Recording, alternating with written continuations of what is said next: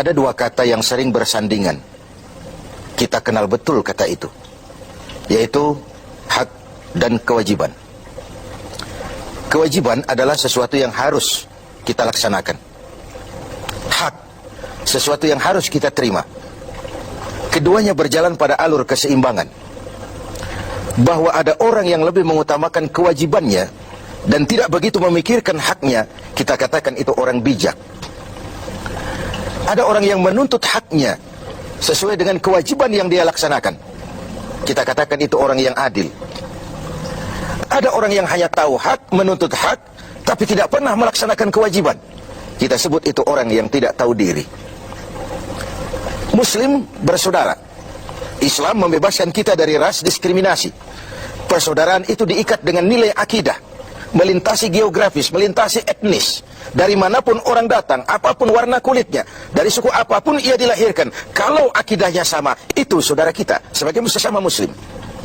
Di dalam menjalin persaudaraan sesama muslim itu ada hak-hak saudara kita yang harus kita berikan kepada mereka. Artinya kewajiban kita memberikan hak itu kepada mereka. Apa hak itu? Sebuah hadis menyatakan hak seorang muslim atas muslim lainnya 7.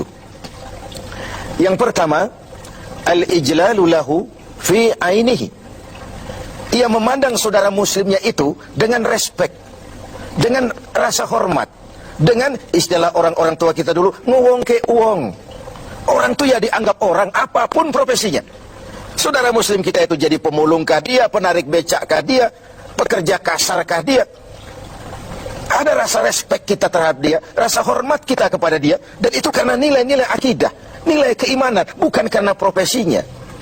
Kalau kita hargai orang karena profesinya semata, jadilah penjilat kita ini. Bukankah Rasulullah SAW telah memberikan contoh yang sangat baik kepada kita? Beliau oleh Al-Quran dituntun, Qul innama ana basyarum mislukum.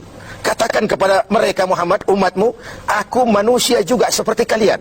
Seolah-olah Tuhan ingin berpesan, Muhammad, jangan tempatkan dirimu di atas yang lain.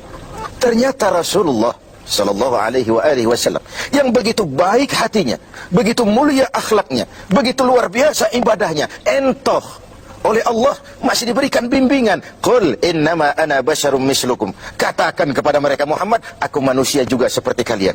Jangan tempatkan dirimu di atas yang lain. Kemapanan sering menggoda dan menggeser idealisme kita. Kemapanan sering membuat kita memandang kecil yang lain. Ora pati ngowong ke wong. Tidak bisa lagi mengorangkan orang. Sedikit punya jabatan, dada besar, hidung mekar, telinga lebar.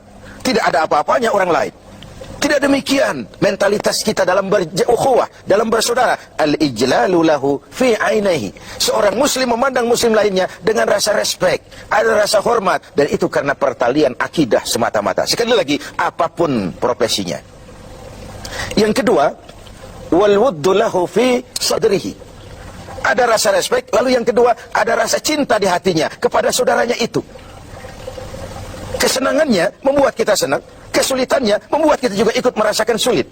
Bukankah muslim dengan muslim seperti satu tubuh? Kalau yang satu sakit, yang lain ikut merasakan sakit. Ini yang hilang dari kita sekarang. Ini yang tidak lagi kita miliki. Ketika ibu jari tersandung batu, mulut berkata aduh, kepala ikut pusing, air mata mengalir tanpa komando, refleks terjadinya. Bahkan tidak pernah ada ibu jari tersandung, mulut malah nyumpahi, rasain aja sendiri. Tidak mungkin seperti itu. Begitulah kita dalam menjalin komunitas sebagai seorang muslim. Ada rasa cinta di hati kita. Kemajuannya membuat kita senang. Semakin tinggi dia, semakin menjulang dia, semakin ikut senang kita. Senang dengan orang yang senang. Susah kalau melihat dia susah. Itu yang kedua. Lalu yang ketiga, wal muwasat lahu fi malihi. Menyantuni dia di dalam hartanya. Ada proses take and give. Dia kaya, kita bersama mendampingi bagaimana dia bisa memanfaatkan hartanya di jalan Allah dengan cara yang baik. Dia memerlukan, bisa kita memberikan bantuan dengan tidak perlu mengharap balasan dari dia, karena keikhlasan tentu hanya mengharap balasan dari Allah Subhanahu wa taala. Ketika kita memberikan sesuatu kepada yatim, kepada mustad'afin, kepada orang-orang yang lemah, dia mungkin tidak akan bisa membalasnya seketika, tapi Allah tidak akan berdiam diri tentu. Wallahu fi aunil abdi madamal abdu fi auni akhi. Allah akan selalu menolong seorang hamba selama hamba itu masih mau menolong saudaranya. Yang keempat, wa ayyuharrima ghibatahu. Dia tidak melakukan menggunjingnya dan tidak juga mau mendengarkan pergunjingan orang tentang saudaranya itu. Inilah hebatnya Muslim. Karena apa? Al-istighal bi'uyubil khalqi. Orang yang terlalu sibuk mencari kekurangan orang lain, itu pertanda orang yang mati hatinya. Muslim itu saudara kita, digunjing orang dia, perih kita dibuatnya. Jangankan lagi menggunjing, ikut mendengarkan saja gunjingan orang tentang saudara kita itu, kita membatasi diri. Maaf, saya tidak ikutlah, saya keluar saja kalau ini yang kita bicarakan. Bukankah kita lebih suka jadi tukang kipas? Kalau ada orang ngomongin orang, walaupun kita nggak tahu, kita ngomporin, kita ngipasin, dan begitu seterusnya. Akibatnya, aib orang, celah orang, kita buka-buka. Padahal muslim dengan muslim satu tubuh, terbuka auratnya, ikut malu kita bersama. Karena itu, hak dia untuk tidak digunjingkan, kewajiban kita untuk tidak menggunjingkan, bahkan tidak juga suka mendengarkan dia digunjingkan juga oleh orang lain.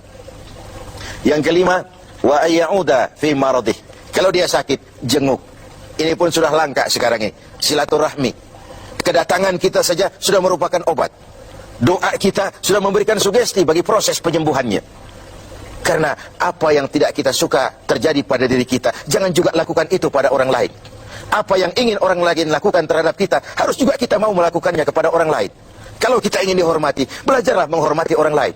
Kalau kita ingin didengarkan pembicaraan kita, suka jugalah mendengarkan pembicaraan orang lain. Ada proses take and give dalam kehidupan ini. Yang keenam, wa ayyushayyi'a janazatahu. Kalau berpulang dia, meninggal dunia dia, antarkan jenazahnya. Antarkan jenazahnya, kesempatan terakhir menuju tempat peristirahatannya yang terakhir. Lalu yang terakhir, wa alla yaqula lahu ba'da mautihi illa khairan. Setelah wafatnya, tidak ada pembicaraan lagi tentang saudaranya itu kecuali yang baik-baik saja. Tidak lantas setelah saudaranya meninggal, oh dia memang hutangnya di mana-mana itu. Oh di sana nipu, di sini nipu. Tidak. Setelah saudaranya tidak ada, meninggal, pembicaranya hanya tentang yang baik-baik saja dari saudaranya itu. Begitulah hak saudara kita yang harus kita berikan. Begitulah kewajiban kita yang harus kita laksanakan. Innamal mar'u ahadisun ba'dahu fakun hadisan hasanan liman wa'a. Manusia akan jadi pembicaraan setelah dia tidak ada. Maka berusahalah kau menjadi pembicaraan yang baik bagi orang-orang yang kau tinggalkan. Berusahalah dalam hidup ini agar kau jadi pembicaraan yang baik-baik bagi orang yang kelak kau tinggalkan itu. Inilah hak-hak yang harus kita berikan kepada saudara kita muslim. Ini pula kewajiban-kewajiban yang harus kita laksanakan sebagai muslim. Semuanya dalam rangka membentuk sebuah komunitas yang diikat tadi dengan nilai-nilai akidah. Al-mu'min kal-mu'min kal-bunyan yashuddu ba'dahu ba'da. Dalam riwayat lain, muslim dengan muslim seperti sebuah bangunan, yang satu harus saling memperkuat dengan yang lain.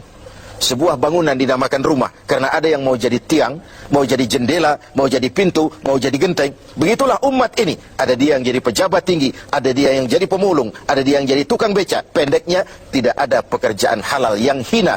Dan jangan karena profesi menyebabkan kita memandang remeh dan ringan orang lain, betapa dan apapun dia.